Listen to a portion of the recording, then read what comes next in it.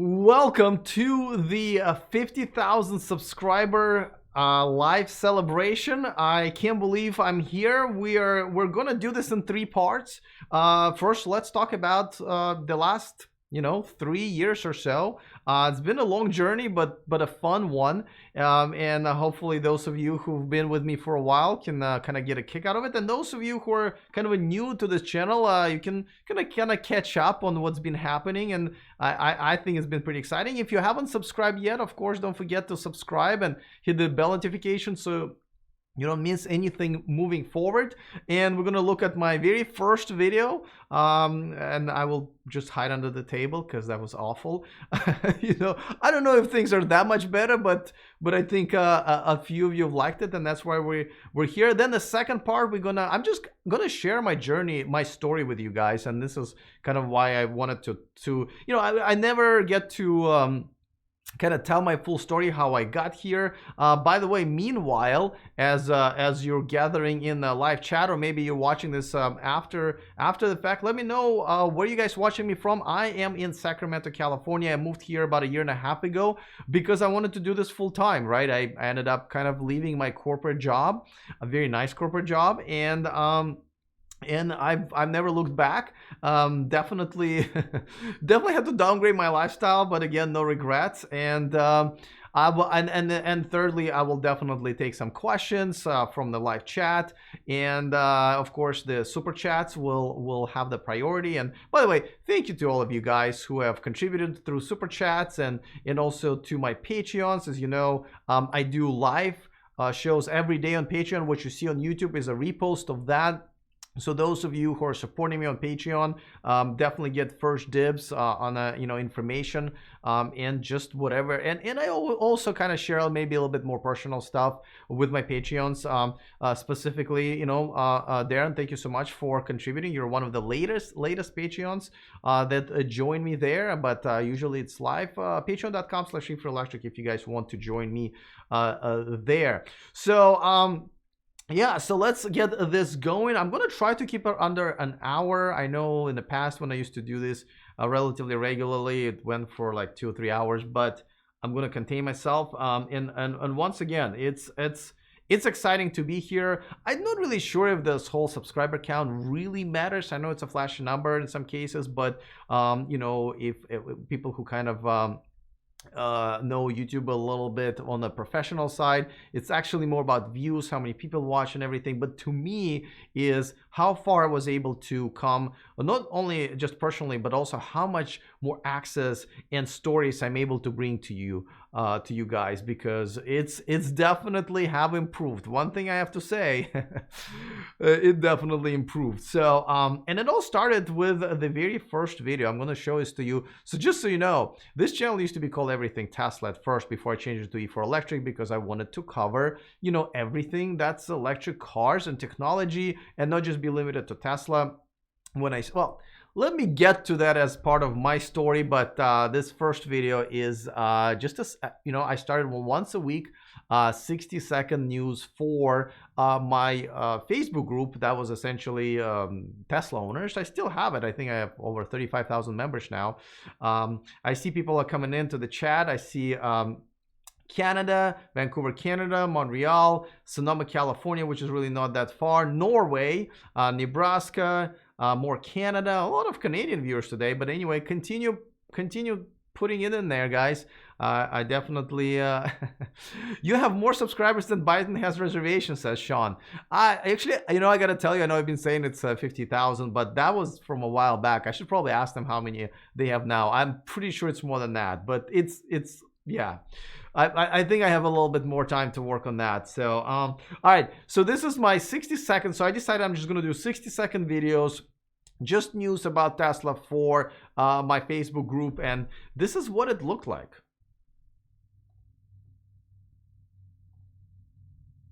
Today, as Tesla announced the end of unlimited free use of superchargers. Current owners will not be affected, but starting next year, new owners will only enjoy about 1,000 of free miles per year, after which they will have to pay a small fee. Speaking of the new fees, according to electric.co, their sources tell them that Tesla is planning on increasing the price of the Model S again by about $2,000 relatively soon, bringing the base price up to $68,000. New feature update for the Model X, Tesla will now be offering the folding second row seat option to future buyers. In Model 3 news, Elon Musk announced that Tesla will incorporate the same glass technology being used on a solar roof to make the roof of the future Model 3 cars. Tesla stock closed at $190.56 on Friday, down almost 5% for the week. That's it for now. Tune in next week and remember to stay charged. Well, at least I got that stay charged thing going right from the very start. But yeah, so this is what it looked like in the very beginning. And later I started doing some other things. And I thought that were like, you know, I was doing the calendar thing, if you remember. And if you, but everybody was just like, dude, we really like the news. So I ended up just kind of going back and saying, all right, you guys want the news? I love doing the news. And so let's do it. Horst in the chat room says, wow, not sure that's right. These are the shirts, by the way, that you can buy. I have quite a few of them. Some of them are funny, some of them are not so funny, that I have in my store. The link is in the description of this video. Sean says, your recording skills have vastly improved. That's right. I did suck a lot, and now I suck a little less. I would agree with that. But I think the whole point is consistency, right? I think the fact that I'm here every day, including weekends, now pretty much what? I started doing daily videos almost 2 years ago. I started doing 3 a day. Now I'm back to once a day. I might go 3 a day maybe in the future, but we'll see. So I'm, yes, the things have just definitely, my sound is a little bit better. I wasn't even using a boom mic. Now I have a boom mic right here. Actually, you can't really see it, but it's close to me. So, all right. So why don't we walk through some of the interesting things that I've done? And I got to tell you, one of the most amazing things that I still can't really believe is the access to the people who run the show, right? The CEOs, the executives, the leaders of these companies, some of the politicians that are working on the legislature. I still can't believe I've had it. So let's look at some of them. And of course, I'm going to start with Elon himself. This is the time during the Boring Company event that I was actually able. This is me just taking videos right next to him. He literally just bumped into me there. Didn't get an interview. This was just a few minutes, so that was pretty cool. This is Mate Rimac, obviously with his car. RJ, the CEO of Rivian at the unveiling event. This is Michael Persky, the CEO of Pininfarina, with their beauty right back there.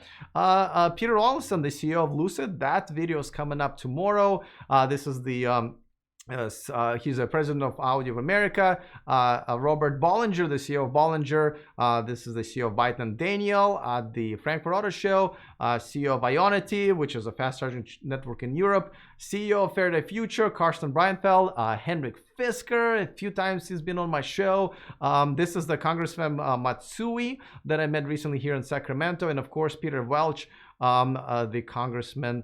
And there's some selfies too. This is Jensen, the CEO of NVIDIA, CEO of Audi. This is Bram, Jim Hackett, the CEO of Ford, and the CEO of the largest company in the world, Volkswagen Group. And this is Robert D. So, and I mean, there's more. There's more. It's just like, I cannot believe that through the time and through being on every show and every media event and so forth, that I was able to not just meet these people and take a selfie with them, but was able to talk to them and understand, you know, even off camera, you know, where their passion is. A lot of times I determine, you know, how much I want to be behind a company by how passionate the people who are working on their electric cars. And definitely this has been a very, very interesting, because, you know, these are not, you know, production assistants. These are the people who are making decisions, making deals, and depending on what's in their head, their vision and drive, you know, we're all affected as a result of that. And the people who I've just showed you guys in this kind of a quick reel here, they are, to me, the giants and the leaders of this community. Yes, some of them are leaders of legacy manufacturers, but we still depend on them, right? You know, Herbert Diess, you know, him driving Volkswagen Group along with, you know, their brands Volkswagen and Audi and Porsche and Lamborghini is important to everybody, because, you know, they are the largest auto manufacturer. Sean is asking, are you trying to get Elon on the show? not even trying. I mean, this is very unlikely. It looks like, Elon really only does interviews with people who will ask him very nice questions, and I'm not one of those people. If you've seen my interviews, you know that I ask real questions. Even people who I like, I like Henrik Fisker, but if you see my interviews with him, my questions, let me put it this way: my questions are always crowdsourced. I read the comments, and obviously I kind of separate trolls and idiots, I guess. But there are, I've tried to figure out what is the concern of the community. What is the what are the people saying? What are they asking for? And then I just kind of those questions together along with my questions that I have is what I asked. And a lot of times I basically tell their PR people, I say, hey, listen, I have some tough questions. And sometimes they ask what they are, and I said, well, this, we got to address this. And they said, yeah, I mean, we're open. And then but if I'm trying to be, and if they're trying to control what questions I ask, I'm out. There were unfortunately a couple of times, but unfortunately they even happened where the brand would be like, well, we don't want you to be asking these questions. And then I'm like, well, then there's no point of having an interview. I can just stand here and read out a press release or whatever pre-prepared statement from you guys, and we can all go home. But to the credit of pretty much everybody who you've just seen in this reel, they have answered and let me ask the tough questions, and I really like it. Unfortunately, Elon is not one of those people.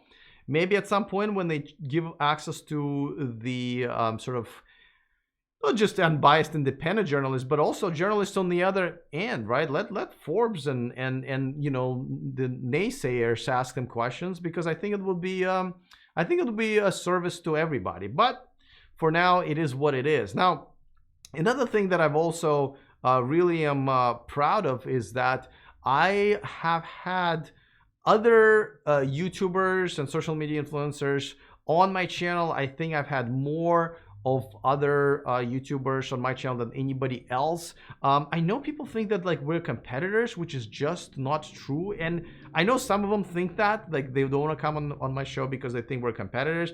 That's not how YouTube works. As a matter of fact, I mean, I'm kind of giving you like behind the scenes YouTube stuff information right now, but the way most of the videos get watched, including this one, is when your video gets suggested because someone else is watching a similar video. It is not from your subscribers. On average, I don't want to like give out my statistics specifically, but on average, from 20 to 40% of each video views actually come from the subscribers. The rest of it comes from like browse features and suggested. So in order for a YouTuber to be successful and have his or her videos to be watched, you have to root for other YouTubers, right?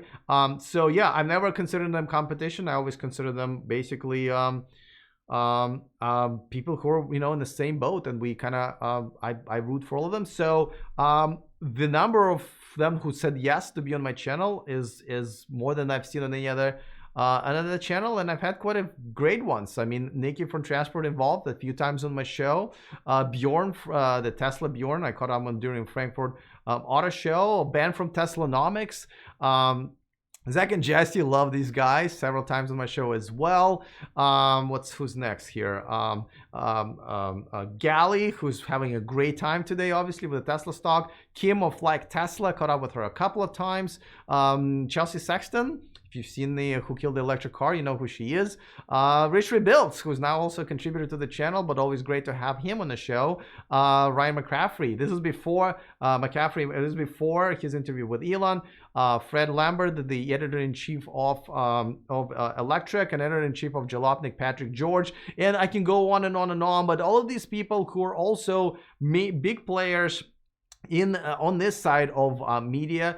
These are the people who bring you the stories and entertainment as far as electric cars are concerned. I know most of them are Tesla YouTubers, but nevertheless, and the fact that I'm really proud of the fact that I've welcomed all of them. Not all of them are nice. Generally, and nice to me in particular. Not everybody wanted to come on. Not everybody wanted to come on again. So, but the thing is, I always kind of had this sort of view on this. I wish everybody was nice to each other, but even if people are not, I'm still going to try to get them on my show and have a conversation, because at the end of the day, this is not for me to make friends, right? This is for me to bring the best information I can to you guys, my audience. So if someone's being, not a nice person to me, but they're willing to give me an interview, I'm still going to take it for the sake of having the content and fair content on this channel. So if you, by the way, I know I see sometimes comments to my videos, oh, you should have this person shown. Oh, listen, if you know that name in the industry, I've probably invited them. And if they have not come on my channel by now, they probably said, no, I don't want to. And then you can judge them based on that if you want to. But I have invited pretty much everybody else. Heimer Alfonso says, I love the work that you're doing. Thank you. I appreciate it. Nigel, you've been a fan on the channel for a long time. I watch all the EV guys and gals. Nigel has been probably one of the most active, not just viewers here on this channel, but I think on other channels as well. Let's see. Paul says, truth, I would have never known about this channel if I didn't watch Now You Know and like Tesla. So there you go. Sometimes my appearances on other channels, which are not as many, get you guys to come in and enjoy this channel as well. By the way, if you haven't just put in the chat where you're watching me from, go ahead and just put your location, where you're at right now. Once again, I'm in Sacramento, California. Now, I also wanted to share some of the firsts and exclusives that I was able to get on this channel, and those kind of always blew my mind. Before that, of course, before I forget, this is the time to, of course, mention my sponsor, Byton. Check out their all-electric SUV called M-Byte, coming to the US and Europe. Check out how fast it is to make a reservation. If you guys haven't already made it, I don't know what you're waiting for, because it really does take like 30 seconds of your time. $0. That's a completely free reservation. You can find a link in the description of this video. So just do it right now and reserve your Byton today. All right, so let's go back to the memory lane and look at some firsts and exclusives. I believe till this day I was the only YouTuber who's been in a semi-truck, the Tesla semi-truck. I was the first YouTuber to post the interior and the ride-along of the Cybertruck just a couple of weeks ago. I was the first one. I still thought the only one to feature the solar roof from Tesla. This is a couple of years ago, one of the first installations. First one to ride in Byton M-Byte. You can see that video featured on my channel as well. I believe I'm the one of the first ones to ride in e-tron GT by Audi. That was featured in Super Bowl commercials and some movies. And I've also hosted all the panels for the biggest sponsor of the TechCrunch Disrupt in San Francisco. So quite a few first exclusives, and that's why I believe I'm kind of just evolved from just being a YouTuber to more of a electric car journalist, because I'm able to actually get some of the exclusive stories, or the first one to bring you the story. I mean, this is why my Cybertruck video done hundreds of thousands of views, because I was the first one to post it and the first ones to be in a Cybertruck. So this has been some amazing experience. I still have to pinch myself like literally every day when I watch this video, so go over the list of everything that's happened to this channel. So, and I thank you guys for that, right? No one's letting me have all these media passes if you guys are not coming back and watching me over and over again. So I really appreciate that. Horst says, what I like about you is that you are really unbiased. I really am. And a lot of people challenge that for different reasons. They think that I'm a Tesla hater, which is ridiculous, because I bought 3 of them, and I bought my first one before anybody even knew how to spell Tesla, because at that time it was not cool. It was a big risk, and somehow they've missed hundreds of positive videos that I made about Tesla. But then some people say I'm a Tesla fanboy, which is obviously not true, because I've criticized Tesla and Elon Musk all over the place, which I do with all the brands. Honestly, there's no perfect brand. I mean, even Byton, the sponsor of this channel, they have done some negative stories, because they are not perfect either. And people ask me, well, how can you have an unbiased opinion if you sponsor by brands, especially automaker? Well, same way like any other news organization that they will sell Geico commercials, but they will still do a story on the insurance industry. they're separate things. As a matter of fact, and I've said it many times, I have I in every contract, in any sponsorship contract, that I have a clause. If a brand is not willing to do that part of the agreement, I walk. Is that they have zero control over my content. So whatever it is that I decide to do, I can do a video about how I don't like something about Byton or negative story, and that video will be sponsored by Byton, and there's nothing they can do about it.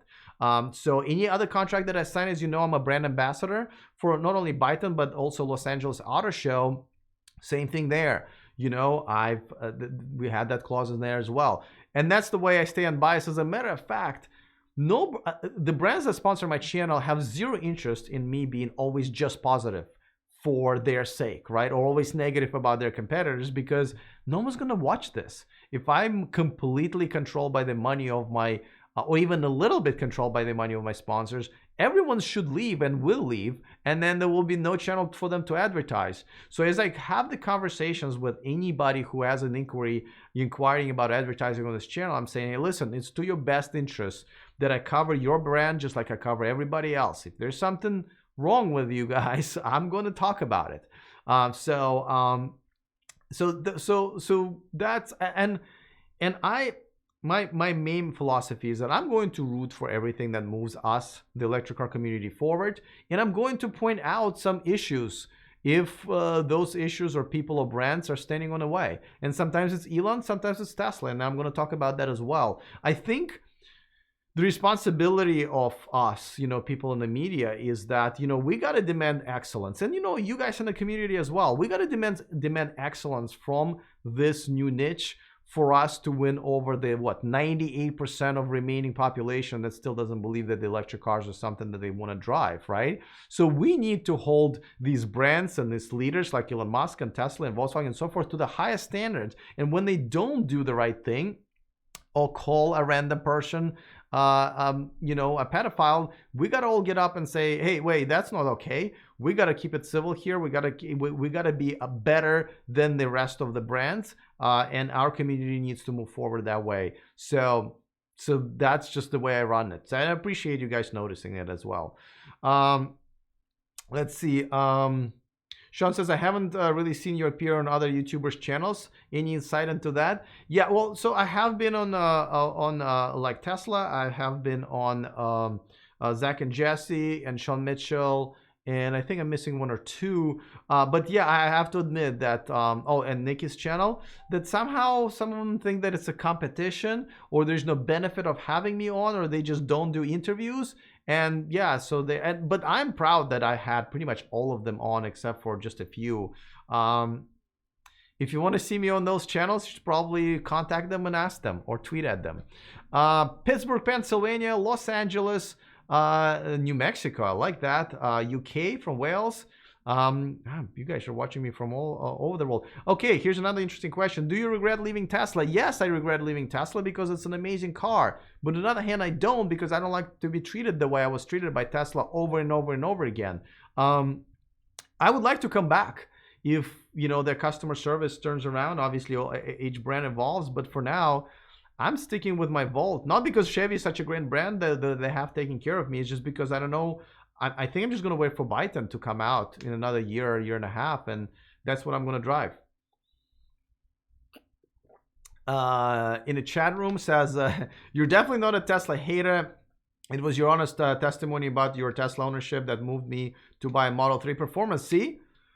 Sometimes I complain about Tesla, and you guys like, you know what? I'm going to buy one. And that's perfectly fine. As long as you buy an electric car, even if it's a i3. I'm good with it, So let's see. Mr. Faster says, who do you think will be the next release? Who do you think will be next to release an electric truck? I know it's not Nissan, sadly. Well, Nissan does already have a pickup truck. It's one of my most popular videos on this channel, except for they only sell it in China. It is a very decent pickup truck, actually. All electric. I think, Rivian and Bollinger, they're kind of, all gonna end up with going in production at approximately the same time, and then the Cybertruck. So I think these three will go in production before Ford or GM, but I think those two will be next. But it will be a while. It definitely will be a while. All right, so let's talk a little bit about, oh yeah, so one of the things I haven't mentioned yet, of course, that one of the things that I've been doing here in the last year is having regular contributors, and you guys probably have seen Tom Malogny of oh, did my video just freeze? Yes. Tom Malogny of Inside EVs, he's a contributor there, but a veteran of electric car community and media. Always great to hang out with him, kind of becoming personal friends. So he's on my show every Saturday usually. So having him on is great because it's a very different opinion. His opinion is very different from mine, and that's the reason to have it. I wouldn't want to have another Alex on the channel. We just need only one. But having other opinions is important. Of course, that's why I also have Eli Burton of My Tesla Adventure. He's a president of official Tesla fan club, one of them. And, obviously his opinion differs from mine because he's a huge Tesla fan. And I'm not always. So having him on has been great. But now, I don't know if you guys heard the announcement, but I have 4 new contributors. Now, they are pretty big names in this industry. And they're going to be here every month. We already started with one, Sandy Monroe, as you can see with this. You can already see that interview. We were talking about the Cybertruck. Then another contributor is Carson Breitfeld, who is a CEO of Faraday Future, former Byton CEO, and the guy who brought us the BMW i8. So he's a contributor as well. So I think his first installment is coming in a couple of weeks. Roger Atkins. We're just that close, guys. We're just that close. No, this was you'll see. This is a pretty cool episode. It's one of the ones that we pre-taped in Los Angeles, but he is one of the biggest, if not the biggest, LinkedIn influencer, and he hosts a lot of different electric car events in Europe. He is from London, and I kind of think he's a Simon Cowell of electric cars. He says it how he sees it, so I really like having his opinion on the show as well. And the last but not least is Rich Rebuilds. I think his Cybertruck opinion video is coming up also in a couple of weeks. So I really enjoy having other people add their opinions, especially if they're opposite of mine, because that essentially serves you guys, my community, with different opinions and so forth. And definitely let me know if there's somebody out there who you think should be the contributor. I will definitely ask them, but just remember, I've asked a few people who said no. We don't want to be on your channel, so it's not always that easy. But these four new people that are absolutely huge in the community, I'm so grateful that they were able to find the time and confidence in my channel to become regular monthly contributors. Let's see. I'm on my second, I'm just reading some comments here. I'm on my second Model S and haven't had nothing to do but positive experience with Tesla. Yes, there are tons of people out there having nothing but positive experiences with Tesla. Unfortunately, my experiences with all 3 of my Teslas just have not been very good. All right, so let me tell you a quick story about how this came about. I just did an interview with Tesla Geek Show podcast with the host of Eli Burton, the contributor to my channel, and he was just basically asking me about my personal story about how I ended up doing this. And I thought, I kind of weird. I just shared it with him and his audience, but I rarely shared or ever shared the whole story with you guys, my audience here. So I figured maybe we should talk about it. So I will start back in the day. This was 2012. I never really thought about electric cars. There was a Nissan Leaf, an EV1. I thought they were not practical. I thought they were ugly. And I never really gave it a second thought. I knew Tesla was around, but I knew their car was kind of an exotic 2-door sedan. Wasn't my thing. Was too much money anyway.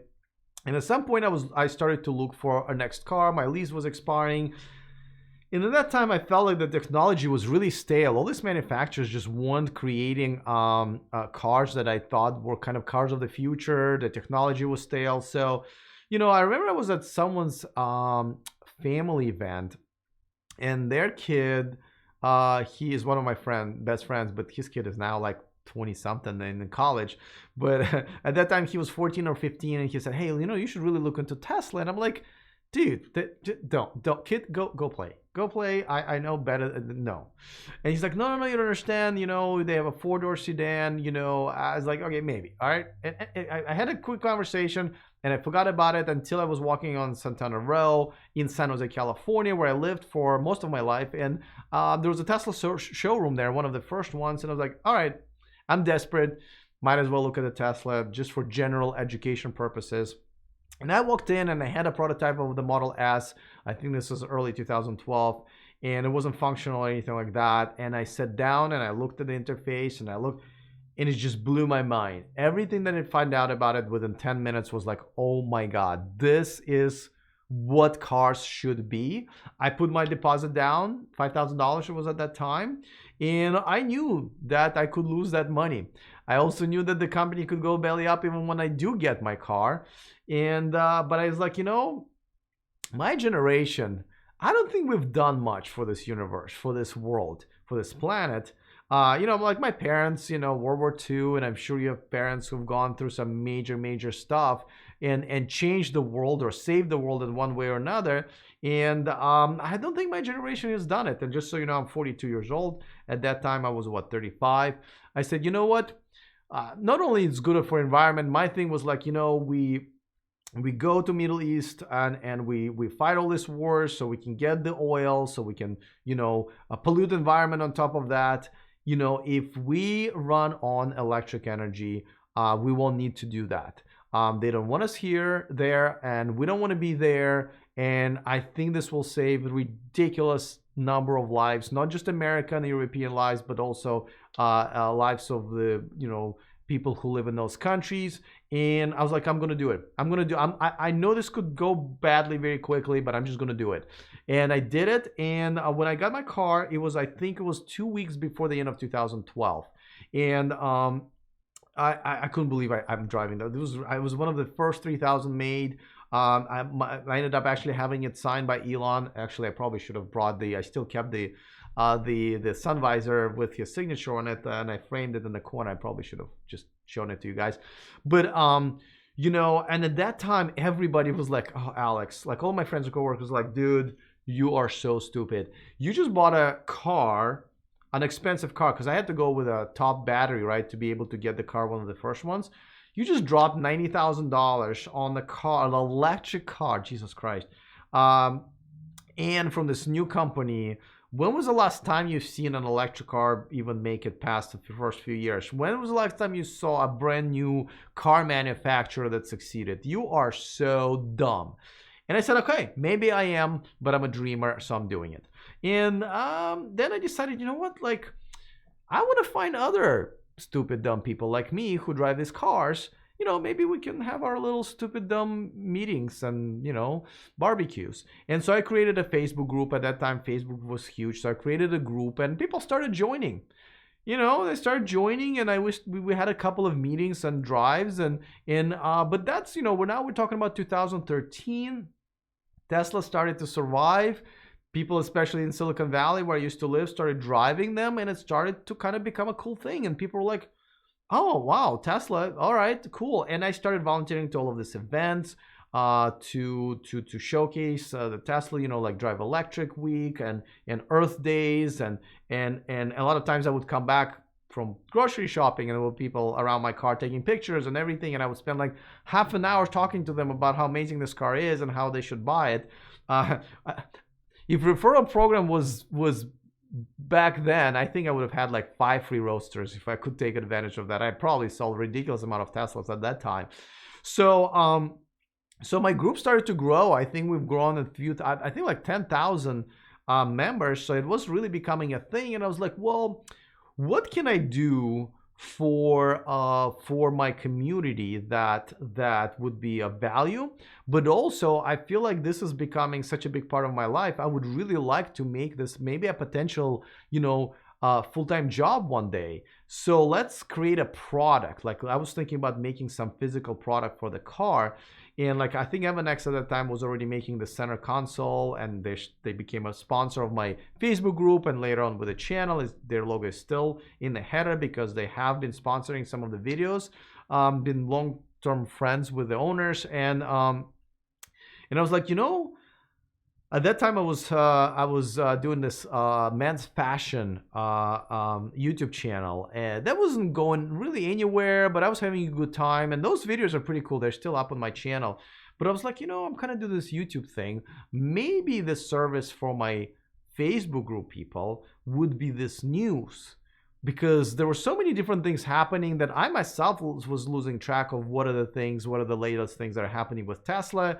And I was like, I'm just gonna like do a Google alert, set up a Google alert, gather them throughout the week, and then just kind of read it out in a 60-second. That's why the original video that I just showed you guys was just 60 seconds long, to keep everybody updated. And that would be great. And who knows, maybe the channel can grow. Even at that time, I knew that people were making money on YouTube where they could actually make it their full-time gigs. And I was like, okay, well, let's see how it goes.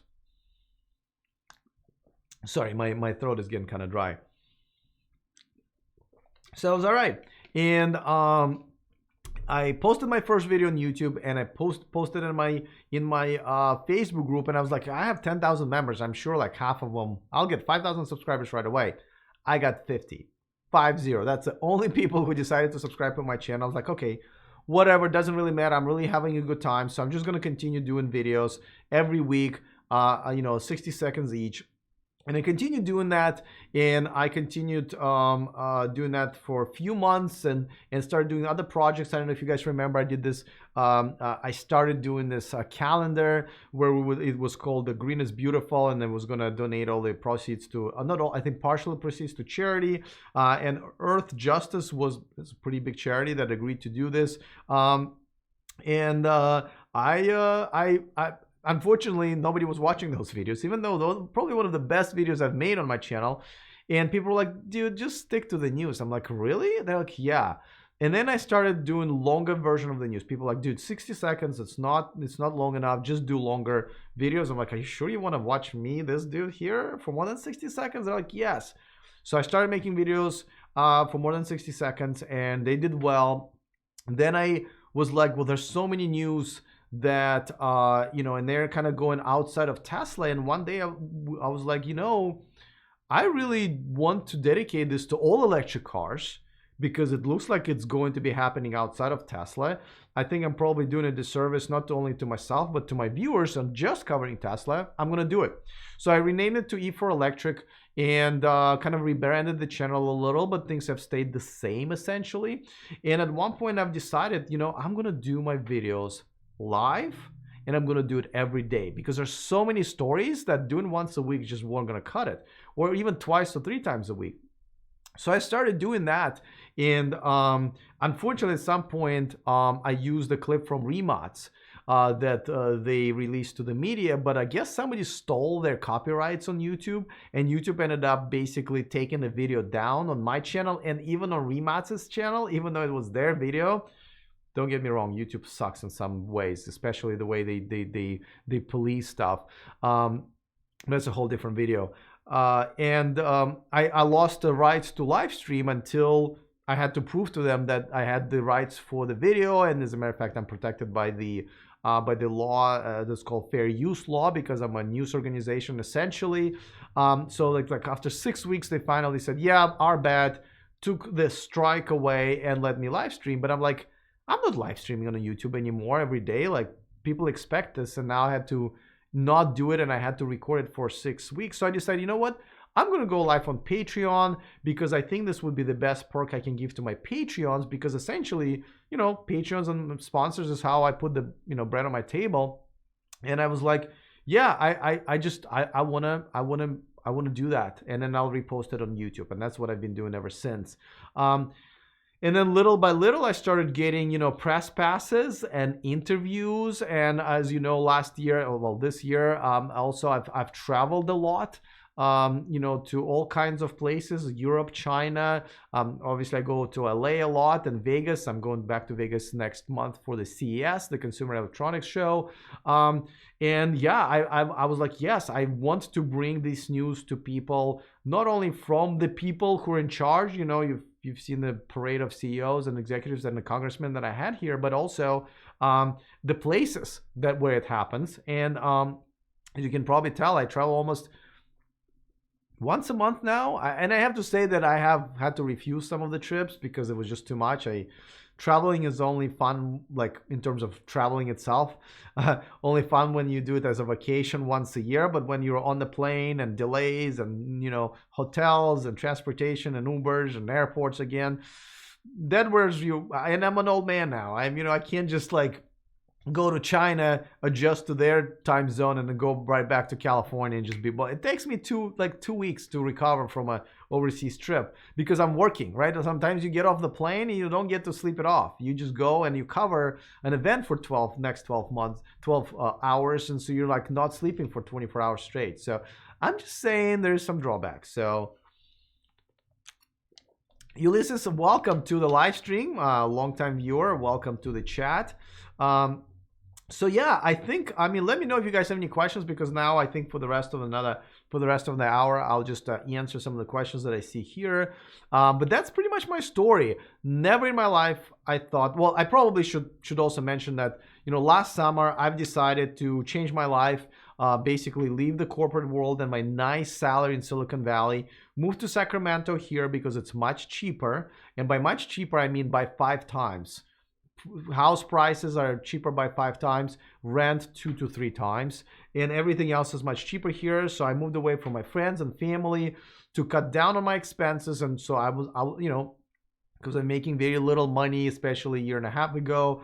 It wasn't until this June, half a year ago, I was able to start paying my a little salary to kind of break even, cut down. And obviously my 2 Teslas are gone. I just stuck with a Volt, so to keep my expenses down, $199 a month. And so this is how I'm kind of been surviving, and things have been going better and better. I'm making a little bit more money on ad revenues and a little bit more money from sponsors.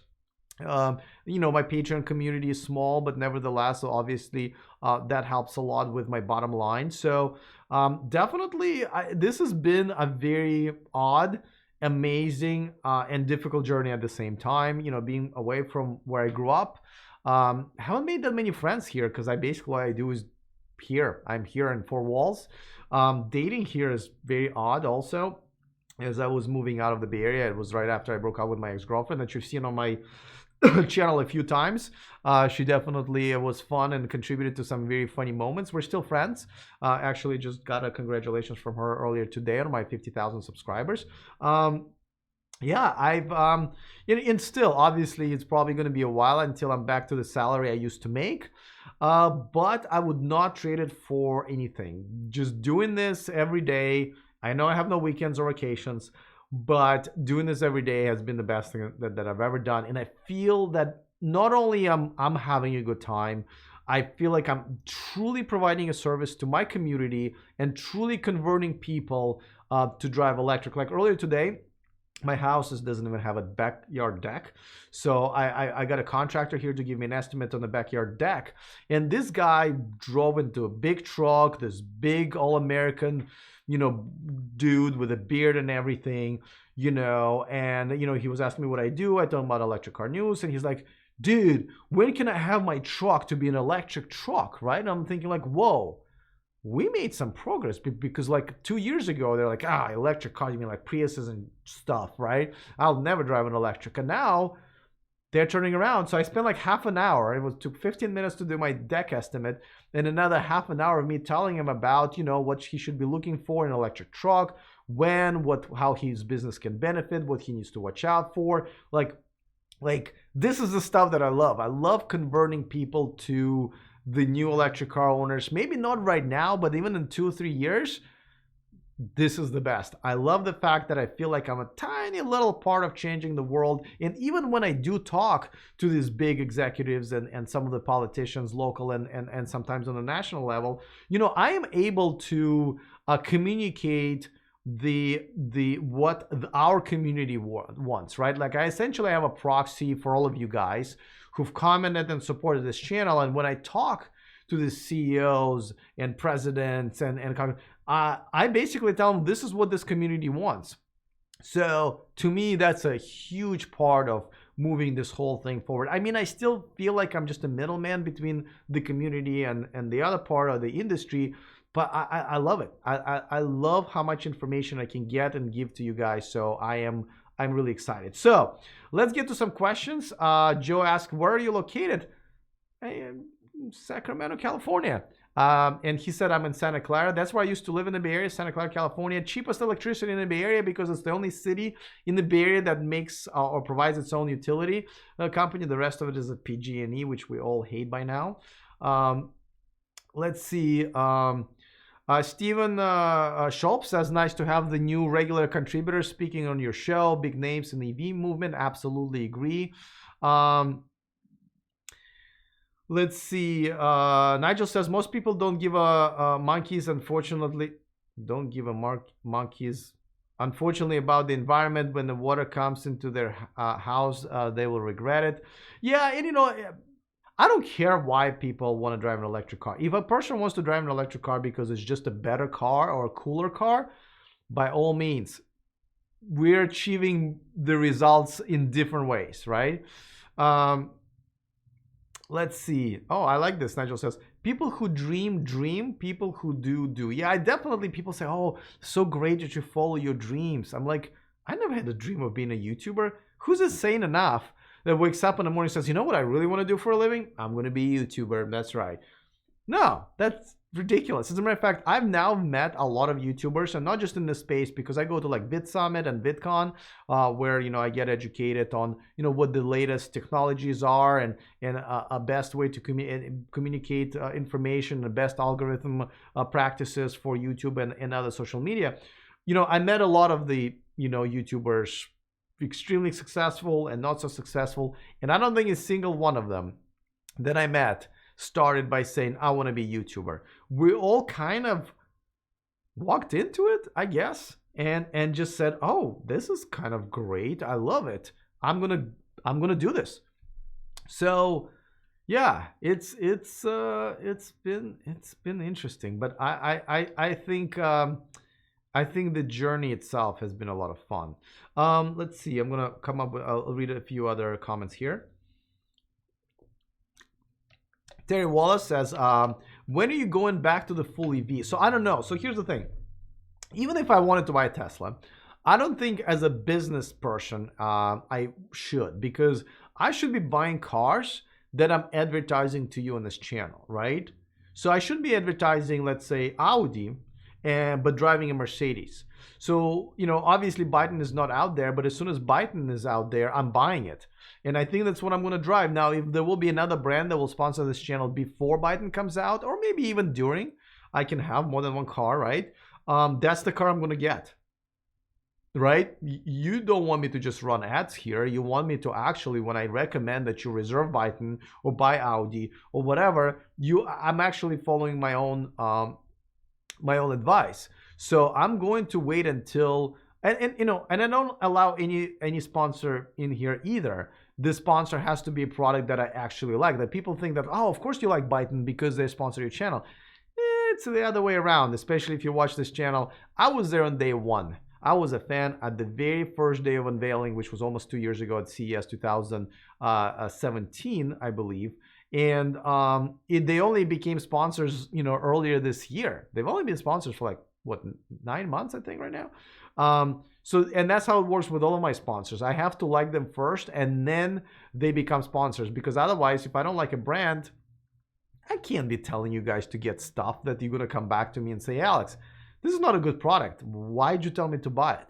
So yeah, so that my next car is going to be a brand that's behind this channel, and this channel is going to be behind the brand, and that's what I'm going to buy. If nothing else comes up, then I'm going to drive my Volt until I get my Byton, and then I'll be driving the Byton. So yeah, I'll definitely put my money where my mouth is. This has been my motto from day one. Thank you for that questions. Jono says, congrats, Alex. Well deserved. Thank you so much. Norm is from Boca Raton. I suck at names. Sorry, Florida. Let's see. Let's try Alex 2.0 without a mustache. It will grow back if you don't like it. It's not really much of a mustache. As a matter of fact, I don't know. I've never been big on the facial hair, but and you know, I have all weird patches of gray and stuff like that. But as you remember, I said I ran a lifestyle channel about men's fashion. And here's the thing, as I got older, and I think a lot of you guys can relate to this, my necks just started to get fat. Like I'm not really a fat guy. Like I'm in shape. I play hockey and soccer. I'm on 4 different teams, so I play 4 games usually. Like I have one actually in like 3 hours. Come out and check me out. It's indoor soccer here in Sacramento. You know, but my fat neck just started to grow. Now the way to control it. Now you can't lose weight from your neck. There's no neck machine at the gym. Okay, there's no diet for your neck. So I was kind of screwed, right? But the way to make it look smaller, because what happens, how do people see that I have a, well, because you have no jawline, right? It kind of, and then, so the way to get the neck a little bit thinner, you create a jawline out of the edge of your, you know, beard or whatever you want to call it, and now it doesn't look as bad. So that's why I have it. So I'm not shaving it. I'm not shaving it. You should really drive an EV yourself. Well, I am driving an electric car. I mean, Volt is an electric car. It's a plug-in hybrid. You know, I drive about 20, 30 miles a day, so I don't use gas. I only use gas when I go long distance, but that's what I was going to do anyway, because I'm not waiting for 45 minutes to an hour to supercharge or fast charge my car. Just not going to happen. I've always been this way. I've done videos about that. Okay, I'm gonna let you guys fight it out there on that topic. Oh yeah, Dag Am says for the price, Byton plus free charging is a great choice. That's right. Byton just made a deal with Electrify America that you'll get first 2 years for free charging at Electrify America, free fast charging. There is a 30-minute cap on that, which should be enough to recharge pretty much at that point, and 60 minutes in between sessions, so people don't unplug and plug it back in. This is the second best deal out there, only second to Porsche Taycan, but that's what, 3 or 4 times more expensive. And yeah, Byton, they're still looking at a target price of 45,000 euros in Europe. That's the price they've announced. In America, they were targeting 45,000 American dollars. And I can tell you, and this is as a journalist, in no way I'm telling you any type of inside information or as a brand ambassador for Byton. This is just my personal opinion. They'll probably have to go closer to 50,000. I think that's what be the reasonable price, which is still great. Because don't forget, no matter which Byton you get, you still get that amazing screen and a screen on your wheels. So I think it's very well worth it. But yeah, I was surprised that they made this deal with free charging. That is a really, really good deal. Even Audi doesn't have that good of a deal. Oliver says, let's play soccer together. All right. If you play indoor soccer in Sacramento, hit me up. I'm on a few teams now, but I only do indoor soccer. I don't do outdoor soccer. I get bored. I'm actually a hockey guy. I love hockey. I love watching hockey. I love playing hockey. So the indoor soccer is kind of the same fast concept. So so that's why I play indoor soccer, and I don't watch soccer. I know I play soccer, but I don't watch soccer. Plus, I'm really not that big on the professional soccer players, you know, falling every 3 seconds and calling for their mommy because, oh my God, somebody like, you know, did this to them, and then referees go like, red card. But I was acting. All right. So yeah, that's why I don't watch. That's why I don't watch soccer. Bryce says, when I clicked this video, there was an ad that started for BP oil. Ironic. Yes, that's right. And I think that they are targeting, because I don't have any control, right? YouTubers don't have a control who advertises on their channel. But I do have to say, BP and Shell, they have been turning around. They have been investing in some of the charging infrastructure and some of the charging stations and stuff like that, especially Shell, especially in Europe. So yeah, but these oil companies, sure. Listen, if they want to give me money to continue on with this YouTube channel promoting electric cars with their oil money, I think that's awesome. So thank you for BP Oil for sponsoring this channel promoting the opposite. I can't make this stuff up. Let's see. Sean was talking about thoughts on the 2 videos that have surfaced of a Model X P100D dragging F-150, and now today F-250. It's getting increasingly hard for Ford to battle with a Cybertruck when they can win against an SUV. So I just made a video about that. I think it was me and Tom Malogny, that was our segment together. I think it's too early to compare. The comparison needs to be fair. Also, I'm not really sure if people really care that much. And I think a Cybertruck is an underdog because people who buy trucks, especially for business, especially for utility purposes, I don't see them buying Cybertruck no matter what stats and no matter which Ford truck they're going to drag. That's just not going to happen. I think Tesla made a mistake. I knew they were going to, in terms of they could have created an actual good look. I mean, any rendering of a Cybertruck that anybody offered before the unveiling would be a great option. And if with amazing statistics and specs for the Cybertruck, that would dominate the truck community, right? Which is going back to the contractor that I was talking to today. You know, I showed him the Cybertruck. He's like, I can't do this. Like, even if I can afford and buy this when it's available right now, that's not realistic for me to do my work with this thing. Like, I need the truck that I have right now just with an electric battery and a powertrain. So I know there was a calculated mistake, but I think it's a mistake. Heimer Alfonso asks, do you believe what Volkswagen has done with Electrify America and the new electric ID cars is enough for people to buy them again after the Dieselgate? Well, don't forget, the Electrify America is a very much independent entity from Volkswagen Group. That money was set aside from the $25 billion settlement. I believe it's a total of $2 billion that was set aside, and Electrify America is an independent company from Volkswagen Group. So that's number one.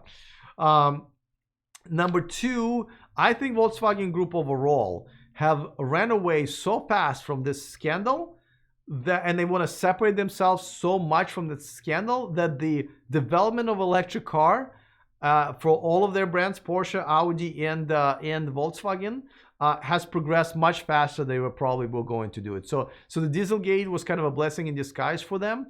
And people who run that company now are very different than people who ran it. Well, people who ran it back then are in jail now, right? So, you know, the brand is the same, the logo is the same, the engineers and the factories are still the same, but people who are running it are very, very different, right? Herbert Dees, his vision is electric cars, right? And yes. Now, as far as you know, and by the way, I love the fact that they put out some ads admitting to it and apologizing almost for it, definitely facing the music. And they've put out an entire campaign, and I love it. Like their main ad, the sound of silence with that music in the background is just genius. I love it. So whether or not people will give them a second chance, I think people do. People love giving other people and brands a second chance. Like I will do the same with Tesla if their customer service improves and they become more customer oriented, which I think they will at some point. I will definitely give them a second chance. I mean, brands are not people, and it's not like they've killed anybody, you know, in terms of, well, they did, but in terms of like when I should probably wait. We all give people second chances unless they kill somebody, right? With corporations, it's different, but corporations are run by people. So if it's a new group with a new vision and building new factories and new cars, then essentially it's a different company, right? I mean, I always give an example of, you know, Mercedes-Benz and BMW. You know, I'm ethnically Jewish, not by religion, but that's my ethnicity. You know, and my father, who grew up in World War II, still doesn't buy Mercedes and BMWs, even though he can easily afford them, because, you know, at that time they used a Jewish concentration camp labor for free. I have moved on. In no way I want to dismiss everything that happened during World War II, but as I visited Germany for the first time, and I have heard people and children speak German, something that in my ears has always been associated with World War II, I know, and even before that, I've turned a new leaf. You know, this is the new generation, new people, new world, and you know, I've bought BMWs and Mercedeses, and I think there's nothing wrong with it. And you know, but my father won't. So, and I know it will just take a generation or two, but I'm okay with moving on. And I think people should move on with the Dieselgate. I know it's not that far in the past, but enough where this has made Volkswagen Group a better company to produce electric cars than otherwise it would be. Mr. Faster says, funny, I normally get O'Reilly Auto Parts ads no matter what EV YouTube channel I visit. Yes, they do advertise pretty aggressively. It says, come on, Alex, that poor little China Nissan truck has like 40-ish mile range. No, it has like 120 mile range, I believe. It's all electric. No, it has a pretty decent range, actually. But it's still an all-electric pickup truck from Nissan. I'm just saying. All right, I'm sorry, I'm not going to approve this comment. I don't want to get into religion there. I'm sorry, maybe, but, you know, yeah. Oliver says Volkswagen only wants to gain time. They would rather sell diesel cars, I believe. I mean, listen, business is business. Yes, it's probably cheaper to sell electric diesel cars, but but now it's not that much cheaper because of the government regulations, right? They're pretty strict regulations in China for sure, and that's why the electric car revolution there is ahead of everybody else. But there are also pretty stingy regulations here in California, but also in Europe. So it's not just because Volkswagen Group it's cheaper to produce diesel cars, but also they know it will be very expensive in the future because they'll have to comply. And yes, you know, don't listen, they're businesses. They have to invest 10, 20, 30 billions of dollars just to make this pivot, right? And then they're stuck with the stupid dealership laws that essentially make these dealerships not want to sell these cars. They're in a tough position. So I have to say that I got to give them some kudos for doing it anyway. And in some cases, you know, kind of ahead of their own sort of time. But, you know, government regulations will make them do it. 100 miles, not bad for in town. Yeah, so I don't know. Honestly, I've done that report quite a few months ago. I don't remember what the exact range is. That video is on my channel. Just Google, just search my YouTube channel for Nissan pickup truck. And you'll see, but I think it might be even like 180 or 190 mile range. Something relatively decent, you know. I was just saying, Nissan does have a pickup truck that's all electric and is just in China. So, all right, guys, I got to tell you, I am really excited. Thank you for joining me, and it's been pretty exciting. Don't forget to subscribe if you haven't already, and if you already subscribed, don't forget to hit on that bell notification icon. That way, you'll get notifications. I am really humbled by this.